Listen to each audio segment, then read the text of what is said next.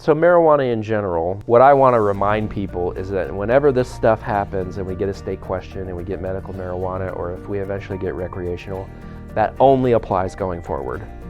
We had hundreds of calls after the medical marijuana situation where people were confused and thought that this affected their conviction from 10 years ago.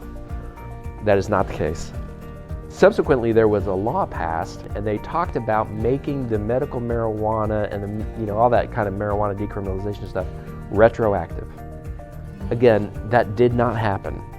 What actually happened in that bill is that they added a provision to the expungement law that makes it easier to expunge marijuana convictions.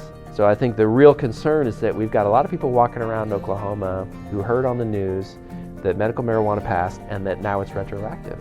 And so they think that their marijuana conviction from 10 years ago is not going to cause them any trouble anymore. What they don't understand is that, number one, they still have a record because they haven't gone through the expungement process.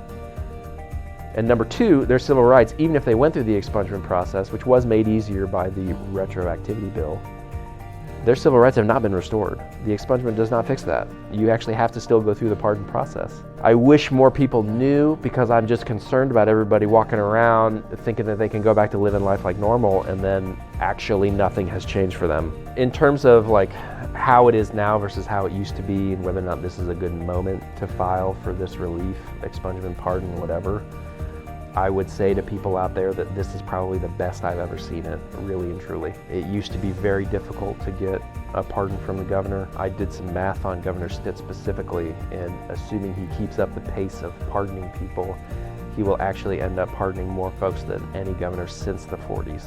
And then on the expungement side, I would say as well, law enforcement, they've come to understand that they can trust us, and that the filings that we file are good filings, and that if we're filing it, it's because the person deserves it. It'd be great if it got even better down the road, but this is really an amazing moment for people to do something about their old record and just get it put behind them.